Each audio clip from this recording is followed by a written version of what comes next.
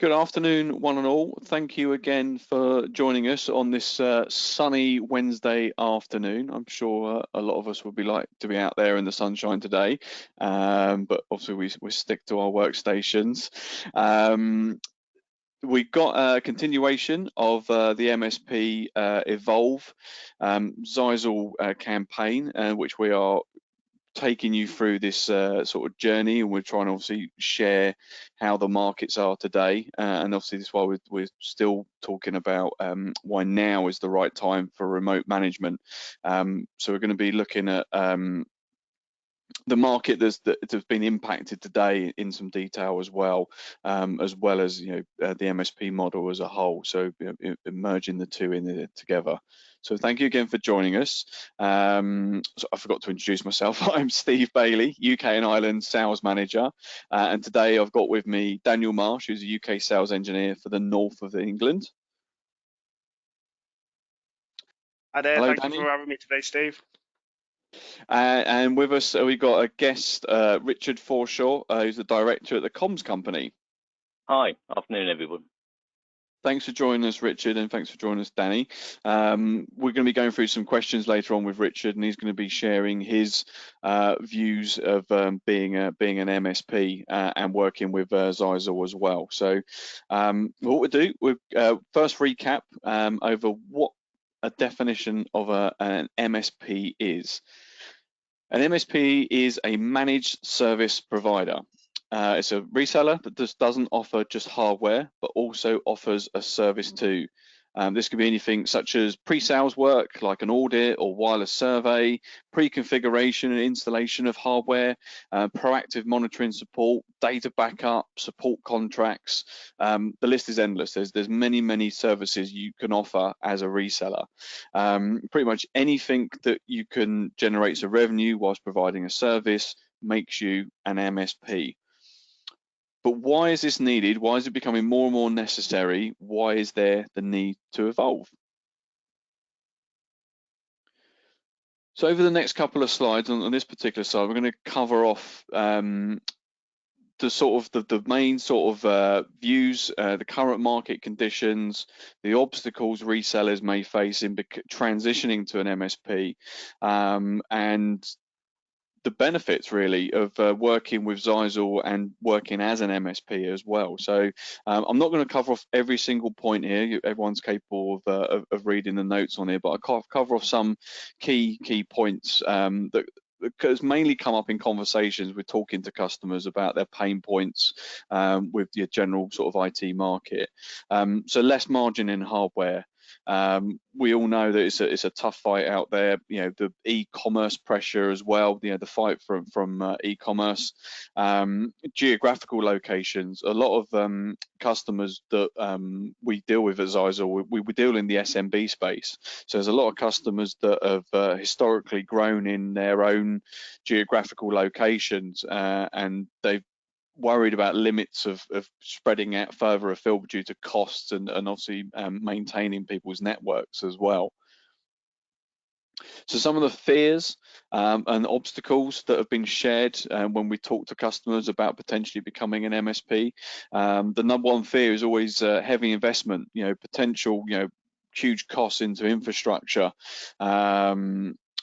and trying to keep up with, say, larger VARs or larger resellers that obviously have heavy investment into their infrastructure as well.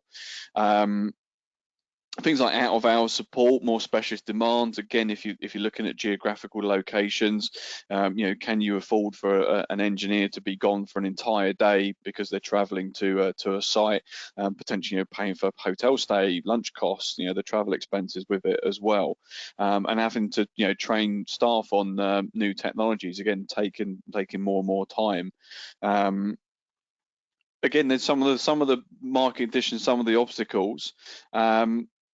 But some of the benefits is working with Zyxel, and Danny's going to go over and explain a little bit more, and you'll hear from Richard as well about how working with the Zyxel Nebula platform is pretty much like little to no investment. Putting this monitor maintain platform in place, been able to move into new geographical locations. I've spoken with lots of customers, and customers may be strong in one particular vertical and geographical, but Nebula's allowed them to reach out to further businesses, smaller businesses that can't afford an IT head within their business, so they pretty much outsource their IT. Customers would look after those end users by pretty much pre-configuring an access point and sending it out to site, and asking them just to put the access point on the wall or in the ceiling, if it's obviously safe to do so. And it's just allowed them to manage those customers and manage and monitor that network very, very easily, without having to send people to site as well. But again, sending reports through, and justifying the cost that it is to provide that service for that business as well. But again, like I said, Danny will go over that a lot more. And what we found is, the better quality of service, and that's meant repeatable, scalable business.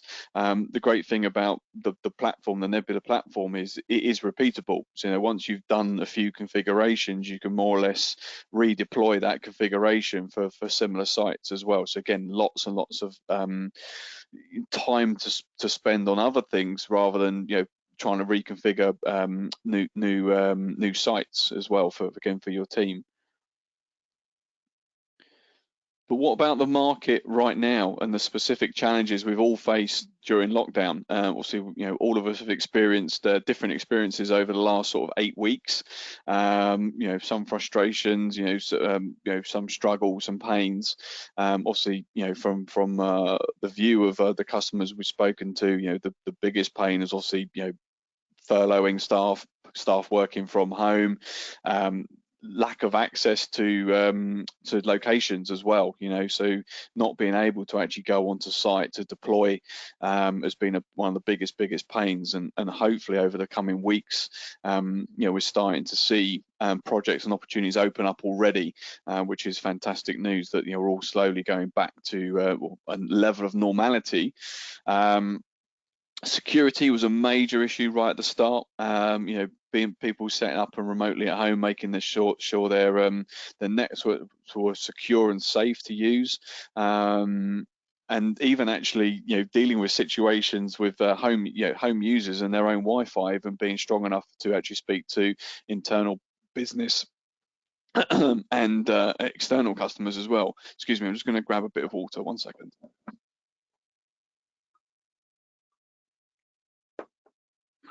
Excuse me, it happens every time I do a webinar. I always get a tickle.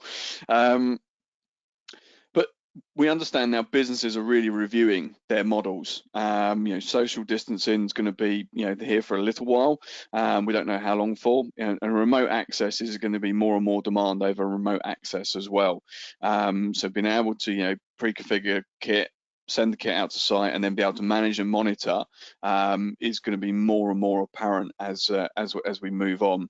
But as we said, the last note on there is nobody knows what the new normal is like, and I suppose nobody was ready for this as well. It's really tested a lot of businesses in the way they're set up, and it's making them really think about what the future looks like.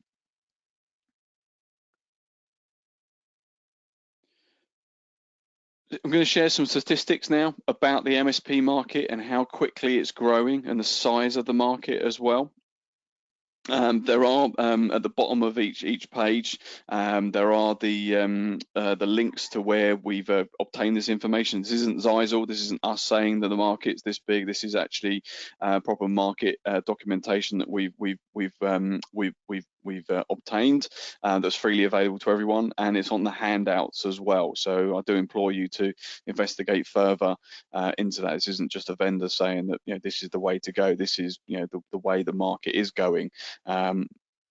So in 2019, the MSP global market was valued at 186 billion, and it's expected to grow to 356 billion by 2025.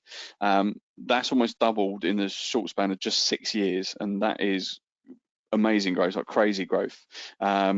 This is where the market's moving.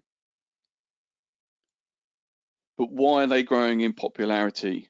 We investigated into our market, which is the SMB market, and these are some statistics from the SMB European market, and it's actually about resellers improving their bottom line. Moving costs from capex to opex, so budgeting's easier, and overall and costs and overall are reduced. So there's no scary, unexpected costs. When you're offering a service, those costs are factored in the whole way through.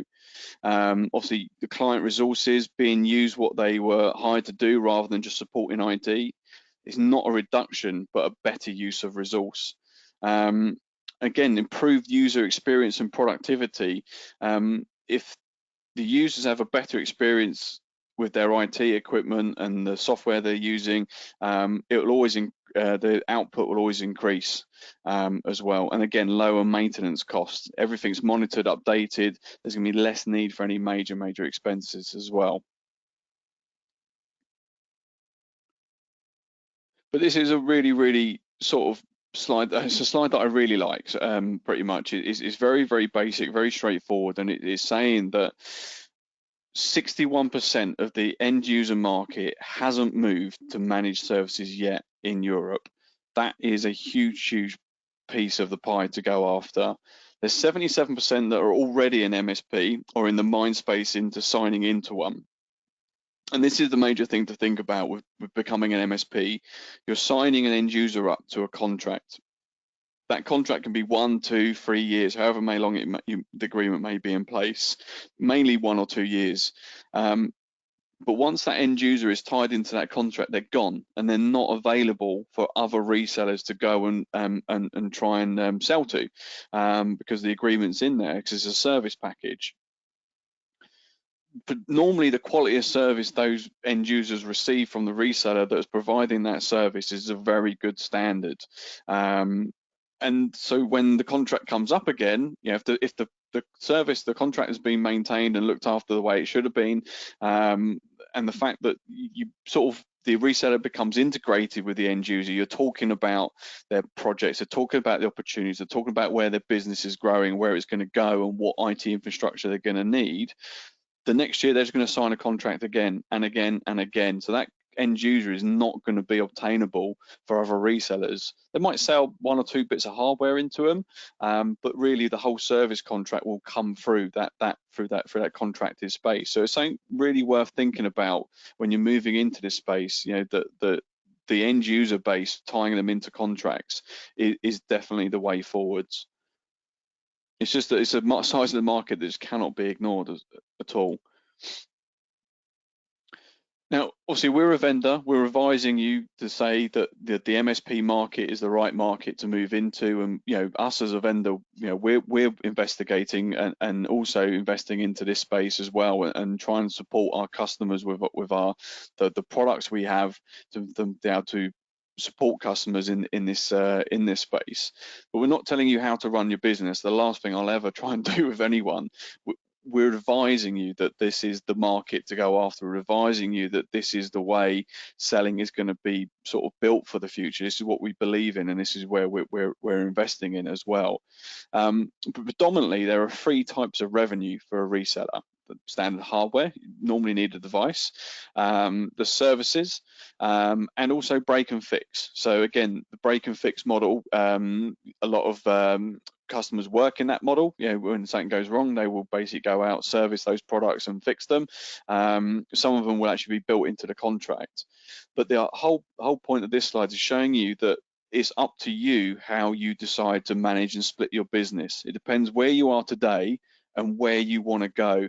And speaking with some customers, they've transitioned their business model because that's where their end users have sort of defined their business model to go. They may have had a dream to offer nothing but hardware and break and fix, but actually the demand for their customers has driven them down the service route.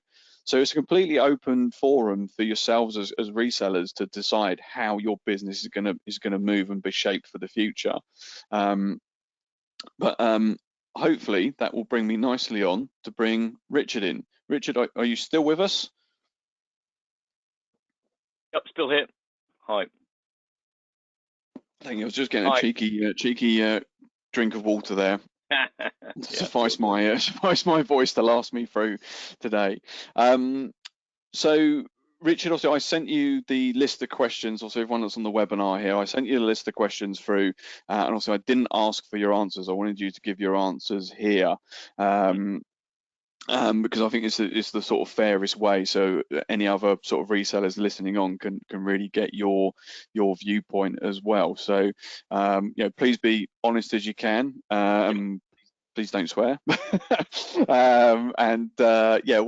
go through the sort of 6 or 7 questions we've got here now. So again, thank you very much for joining us today and taking time out of your day.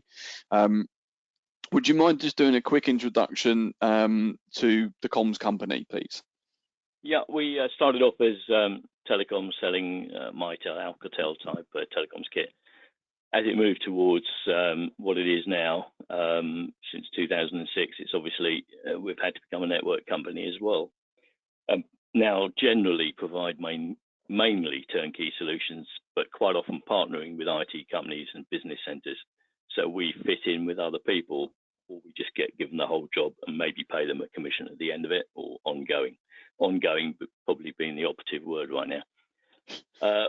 We soon worked out we needed decent networks. When we first started rolling out VoIP type stuff, we came across a lot that didn't work very well, which is when I started getting on board with Zyxel, and basically worked with the phones we were using at the time, Snom and now Yealink as well. It plug and play, it just goes in and works. So, but a lot of that is done working with IT companies, sort of not against them, as well as doing our own turnkey projects. So I'd say it's probably split 50-50, where we do all our own thing and some of it in league with other people. Yep, that's it really. Thanks very much. Thanks for the synopsis. It's appreciated. And how is business right now? How are you supporting your customers today?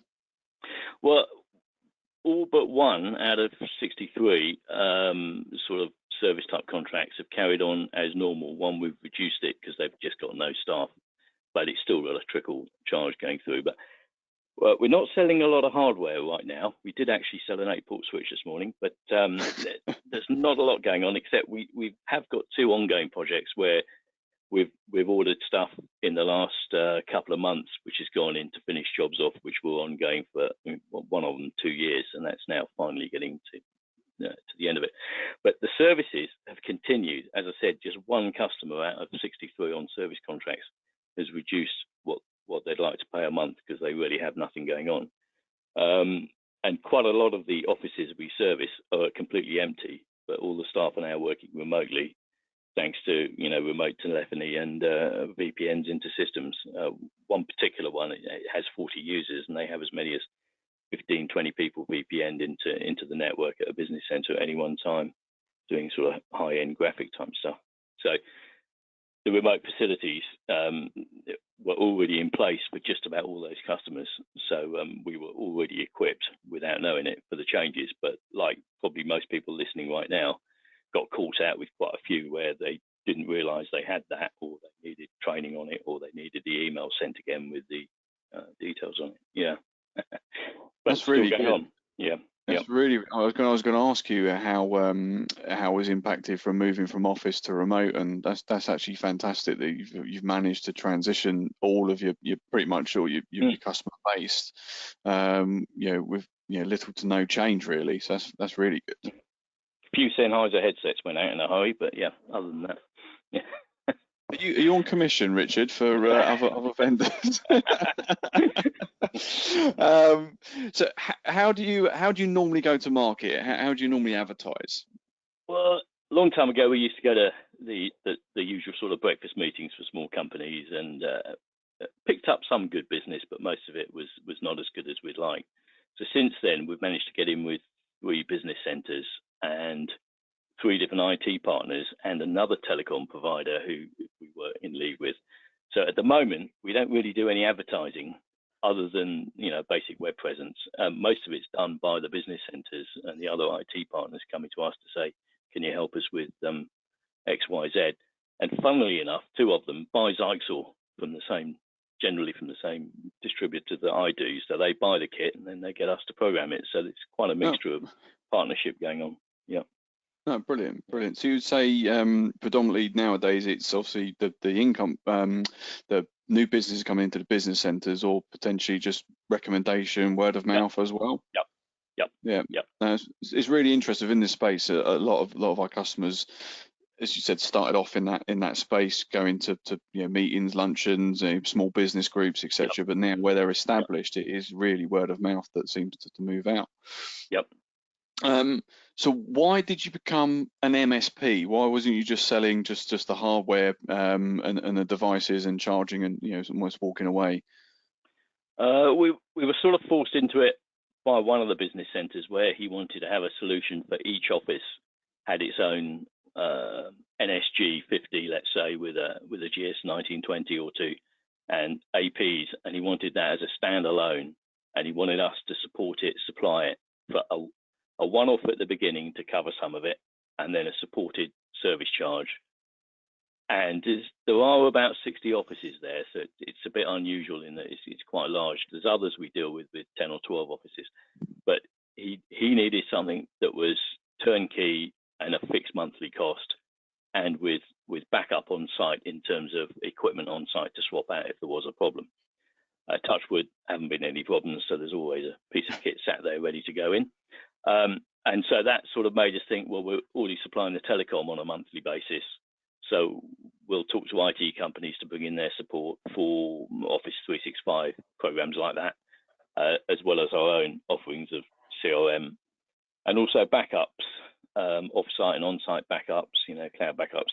So all rolled into one contract. So the MSP scene sort of seemed the way to go, and so put less pressure on the hardware and more on the service, which is how Microsoft and people have forced us to go that way, and probably a good way in the end, because it's a lot more flexible for the end user, so a little bit easier to sell sometimes.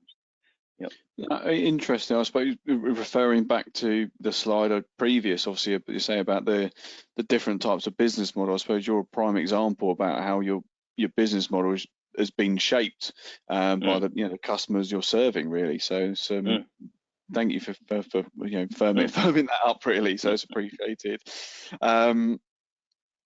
So is it just this main one sort of the business centres? Is that commercial sort of properties that you sort of sell into? Is that your main vertical then? No, we've got three of them that we look after, and they're very different in the ways in the way they're put together and how they started. One is very traditional towards London, and that was started in 1985, so almost before telephony.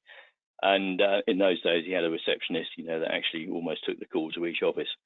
So that's now built up into having a network into each office, protected broadband and Wi-Fi, etc.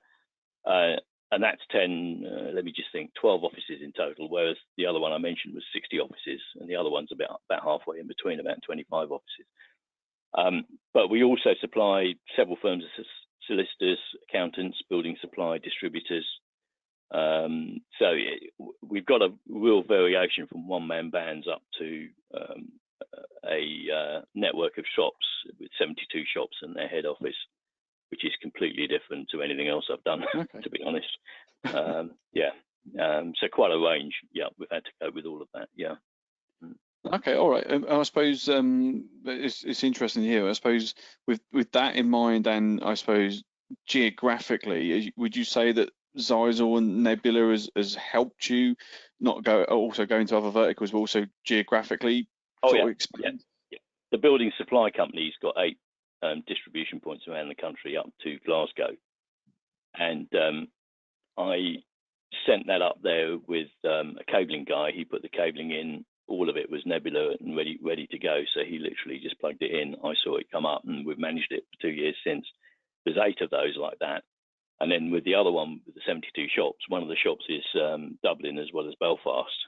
And because they've got a reasonable IT department, we don't have to deal with the physical side of it. But that we can manage that telephony-wise like that, and now the Nebula allows us to manage the network far more like the remote telephony. So it just fits in with basically being able to almost work anywhere. But within the UK, it's nice to know you've got somebody that can go to Glasgow and fix something, as this guy did. He went up there to fit the APs for them. So you do need to have a network of contractors, I would say, because I don't think anybody wants to employ somebody sat there all the time waiting to go to Glasgow. So we just tap into contractors to do that. And because it's ready programmed, ready to go, all he's got to do is plug it in. And as long as he's got a laptop on him, if there's a minor issue with the login, or we've cocked up on the ADSL login or something, or FTTC login, then he can put that right. But basically, that hasn't happened. It's all gone to site, just plugged in, and then we've maintained it since. With a nice addition that if it does go wrong, we can ship another one out with the same programming. Yeah. So even though you are still using outsourcing resources, you're limiting your costs, because again, you've done, say, the pre-configuration work to be able to send it to site. Brilliant. Fantastic. Cheers for sharing. I suppose last question is, and again, like I say, anyone listening on the webinar, the questions were sent out to Richard. I don't know his answers. We have met before, and we've had conversations before, but they're not specific to these answers as well. So this is the last one that always worries me a little bit, but we'll push it out there. It's a good question to ask. So offering a service, how often does pricing, hardware pricing, come up in conversation? Hardly at all now, because they can. I mean, anybody can go to the web. Google is wonderful, but they might get a price. There might be £20 in it, £30 in it, or whatever.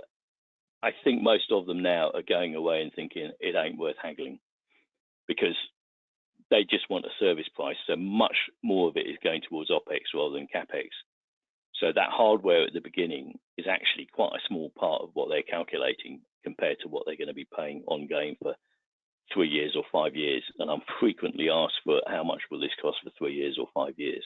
And we have just had one in for over £30,000 worth of business, where despite them having money in the bank, they've said we want zero upfront and we want it on a 3-year contract. We want everything as a service now. So that's given us a little bit of a headache, but we'll get there. But that's just a good example where you've got to start sort of going into that market now, open-ended almost, and just listen to what they want and then try and mold it to fit. But the pricing of the hardware isn't such a big deal. We know it's available, possibly cheaper, but it doesn't come up. Thank you. I can breathe again now. Thank you. And generally interesting, really good example you said about the one of the recent opportunities as a projects as well. So Richard, generally, thank you for sharing those questions. I'm fearful, intrigued, and interested to what the answers are going to be every time on these webinars. If you don't mind hanging on, obviously we're going to have a moment with yourself and Danny, and right now I'm going to pretty much hand over to Danny to run through the Zyxel proposition. I appreciate that we might be taking a little bit longer today. I always find the conversations with the customer does take over a little bit, but we're trying to speed through. And again, we appreciate everyone hanging on to the webinar and listening on today. But if you do have to drop off, it will be on our YouTube channel, our Zap partner portal, and the Zyxel website as well. We hope you can hang on and hear Richard again, and obviously spend some time now with Danny, who will be talking about Nebula. Thank you very much, Steve. Right, thank you everyone for joining us today.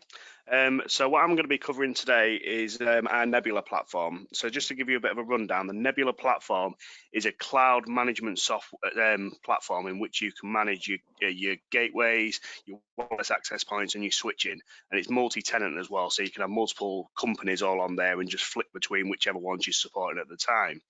So what I'm going to go over now is sort of like the comparisons between a traditional network and a Nebula network.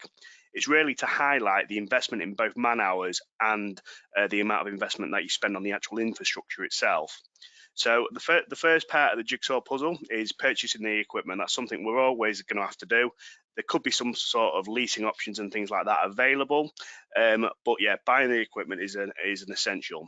At that point, you then need to look at installing the equipment. And with traditional networks, this can be very complex. You get it on a bench, you spend weeks, days, weeks configuring it just to get on site and have a few teething issues and have to fix them as well. So installing the equipment can be very complex. The next thing you obviously want to do is make sure the equipment is functioning correctly. So monitoring the equipment is a key part of that. Traditionally, you've used methods such as SNMP, ICMP, and sort of like a syslog server to retain that information. So one of the other things is that you need to set up is looking to access the equipment. Now, traditionally speaking, security is always at the forefront of our mind. So the best levels of access to the equipment would usually be either a VPN or an MPLS circuit. They can be quite costly and quite complex to actually manage as well. So the next thing we look at is continuous monitoring of it. So if something goes down, we can respond to that. There are a lot of software out there. Some of them are paid and can be quite pricey based on license fees, and some of them are open source, such as Zabbix. Now, I've actually used quite different flavors of them, and you will find there's a lot of configuration that's required to go into it. So it just means that all that man hours and all that infrastructure that you're spending on it is increasing every step that you go. Another thing as well, data storage. You want to be able to store your logs and your data. So for this, you either need an on-premise server, some form of virtual platform, or sort of like a data center or cloud services, all of which cost money, either a massive outlay in the original purchase of it, as well as the configuration, or a monthly rolling subscription with the likes of Microsoft.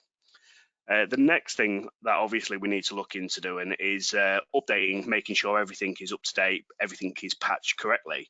Now, depending on the size of the network, this can be very complex, and depending on the working hours as well, can be very difficult to implement these changes. So you're going to have to be looking at outside of business hours, which means then you're paying more expense to your engineers and things like that. And again, you can see the man hours and the infrastructure for supporting the clients is massively increasing.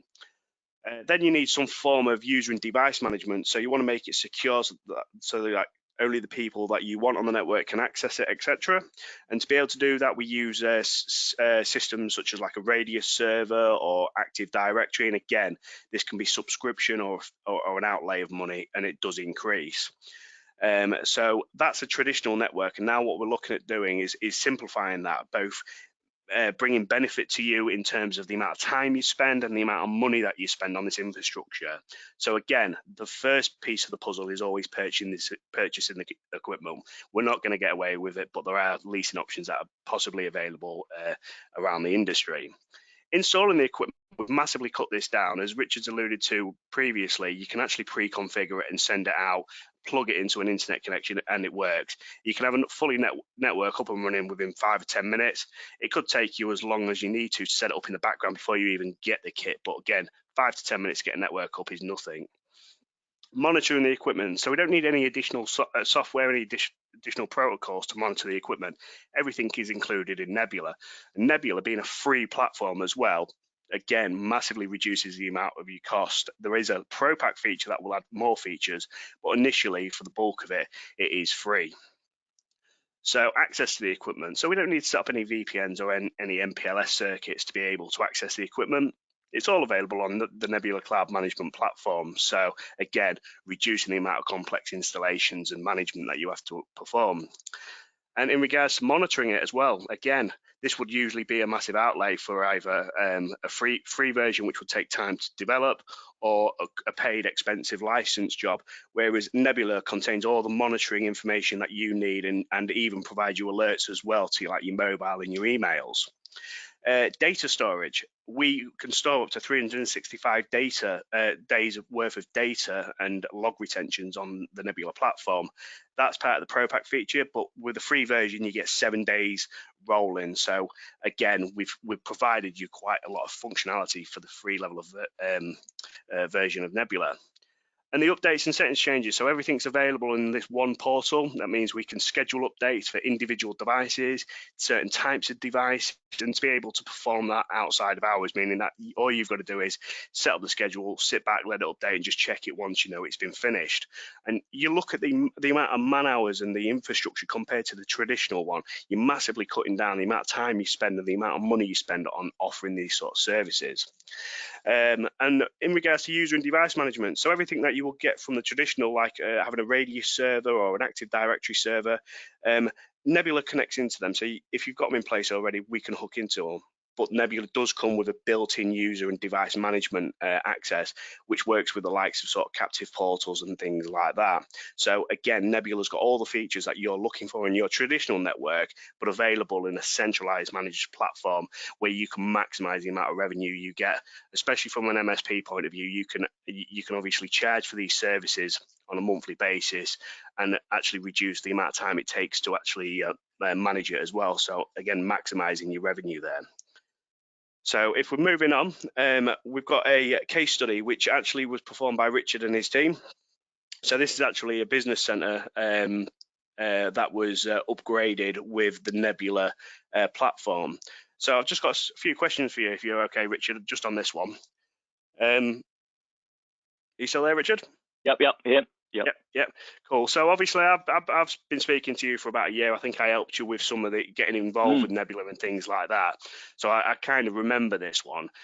So I just want you just to tell our audience what sort of challenge were there prior to the upgrading of the equipment. So what sort of niggling little issues were they coming with you?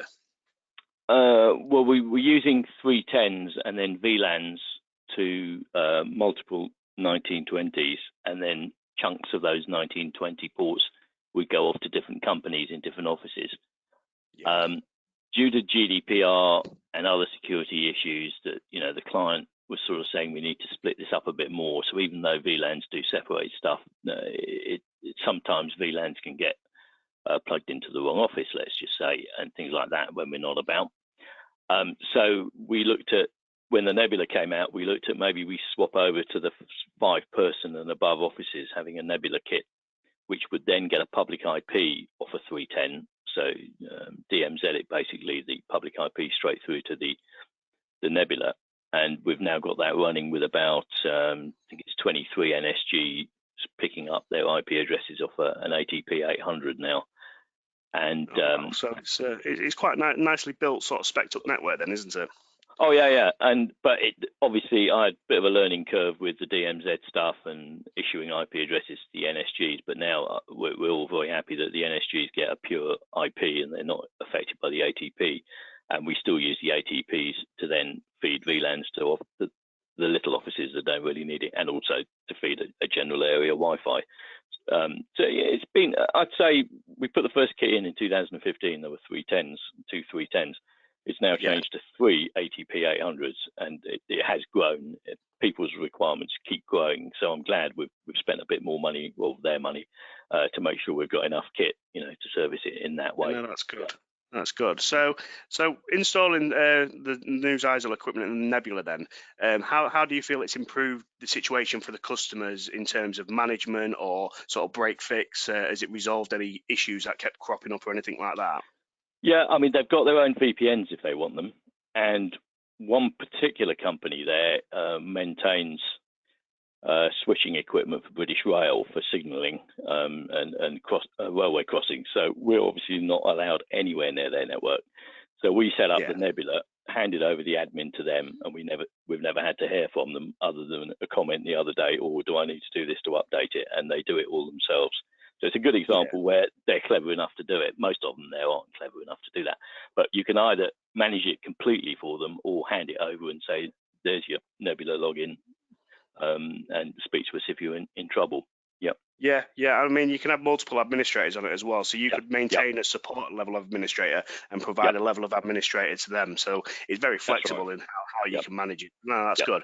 So in regards to the actual installation, then, 'cause it sounds like a bit of a complicated network looking from the outside in, but how easy was it to install, especially with the Nebula offering that we've got? Of the Nebula, actually, I'm glad I went that way, because that is much easier to do these small sort of 5 to 20 offices, 20 people in each office. It's definitely much easier than trying to run the VLAN separate.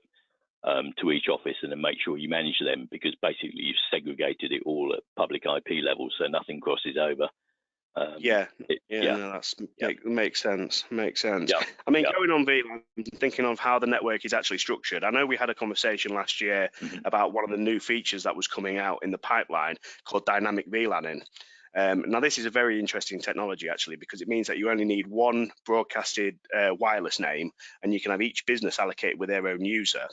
They're presented with a username and password, and at that stage, when they log on, they get dropped into their own individual VLANs. So I assume when this was installed, that feature wasn't available currently. Is that correct? No. Yeah. Been looking forward to that one. So would you say that the dynamic VLANing would make the installation even easier? It's going to make a huge difference to their new office block they've built at the other end of the picture you see there, because that's probably the way we're going to go with that. So it'll probably be all Wi-Fi with a handful of points for telephones, which will be segregated off. So yes, that will actually make it, I'm not going to say a piece of cake, nothing ever is, but it'll make it a lot easier. Yep. Radius type login. Yep. Brilliant. That's generally been interesting to sit back and listen to, gents, as well. So thank you again, Richard, for taking us through and sharing that, and Danny taking us through the Nebula piece and that piece with Richard as well. So I'm gonna burn through the rest of the webinar. Obviously, again, conscious of time, but again, hopefully everyone on the webinar has appreciated Richard's comments and views, and it isn't just, like, say, us as a vendor saying that how sort of great we are. It's our job to do, it's what we get paid to do. So Richard, if you're right, hanging on, there might be a couple of questions at the end. We'll wait and see, so we'll double check that if you're okay hanging on for a moment. Fine. Muchly appreciated. So the benefits of working with Zyxel. As an MSP, so part of the MSP program and the benefit is that you will be able to get gold level discount, which is 12%. So we already run a partner program where we have Ally Silver and Gold, which is a 5, 8, and 12% across each partner level, and this 12% would be on the relevant Nebula products, the SMB products as well, if you're approved as an MSP partner. There's also going to be additional exclusive discounts on exclusive licenses. So there will be licenses only available for MSP customers. We are working now, because there is a demand from customers now on trying to deliver some solutions here. It's really good that our customers are ready to go and wanting some offerings. So we are working as quickly as we can. Obviously, the current environment and the current situation globally has impacted our levels of resource to create the new licenses to come through. So we are working as quick as we can to try and bring these to market, and also trying to work on some other resolves as well. So like I say, none of us expected to happen what happened, or is still happening as such. Also, we're still going to do education on the webinars, and we're going to be holding training. So to become an MSP customer, we're going to be holding like Nebula training, and once you're certified and qualified, there's going to be free product set to sent out as well. So pretty much switch access point for you guys to actually get your hands on, use the products, and try them and test them as well. Prior to that, we still offer like an NFR option as well. So if you do want to try and test products, we offer up to a 30% discount on our product sets. And obviously, you get dedicated support. So you get someone like a Danny. We've also got Nigel based in the south as well, and you get their support pretty much. And you get the support from any of the team here. Not all of us are as au fait with and technical as product wise as Danny is, but we can certainly speak to customers and manage expectations and get you where you need to be as well. So that's just some of the benefits from being an MSP partner, on top of already being a ZAP partner or a Zyxel partner as well. So again, just to close off and get to the Q&As, so everyone can go either get a cup of tea, drink of water, or just go top up your tan as well. why should you embrace the MSP opportunity? You know, outside of all stuff we've shared as well, I'll just recap all of the pieces we've covered today, and obviously, you know, the stuff that Richard shared with us as well. So, you know, offering a value to your customer. By selling a service, you become more valuable to your customers. As I said beforehand, you're responsible for the welfare of their business. You're integral to their business, and you're part of their journey about where they're growing and where they're evolving as well. It just doesn't stop at supply chain. You're not just shipping a box and walking away. You're helping them for the future of their business as well, which means you're providing a better quality of service as well. You know, it's a scalable, repeatable business. It's something, again, you can put basic reactive monitoring in place, or you can go up to advanced proactive monitoring, again, depending on where your customer requirements are today and also for the future as well. And I think, you know, it's a term that's used a lot, but future proofing is becoming more and more apparent now, especially in the today's sort of environment as well.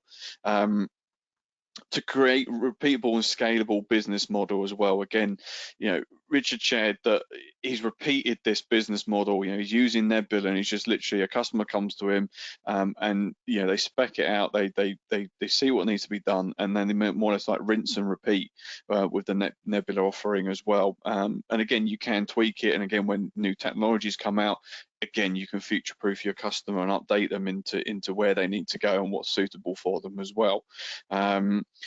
Again, it doesn't limit your resources; it expands your resources. You know, it's this doesn't take work away from people. It allows you resources to be used in a much better way. And again, potentially how your customers and end users can actually get more from their business, get more from their IT as well.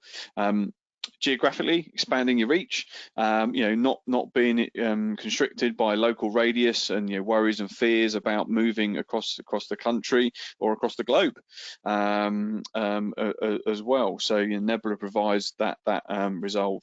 And again, you know, taking that battle away for e-commerce. You know, e-commerce isn't going to go away. If anything, you know, it grows and continues to get stronger and stronger. And it's not just about that cost of the hardware anymore. It's about offering that service. So the conversation stops, or the conversation is muted, because you're offering a service along with the product as well. And that service can be variations of different types of services. So I do hope I've covered enough. I know I tried to go through as quickly as I can, because I really want to concentrate on that time with the customer. So if there's stuff that you feel that you may have missed out on, or you would like to discuss in further details, I'm available on LinkedIn. I'm also available through the UK sales team. Any of the UK sales team are happy to have conversations around MSP and how Nebula can help fit in there as well. So just please ask. You know, no questions too big or bold for us. We're more than happy to answer any questions anyone has in this space as well. But now on to the Q&As. Danny, if I could bring you back in. Yeah, and no worries. We have got a couple of questions, okay, all from all right. individuals. So a couple of the questions are relating to pricing and what does a Pro Pack give you over the base solution. So in regards to them, Jack, I'll give you a call directly after this if you're free, and we'll discuss that in a bit more detail. But the question I'm going to fire over to you, Steve, is curious if you had a tender against any other MSP or IT suppliers for that work. I'm assuming he's saying, how would we sort of handle that?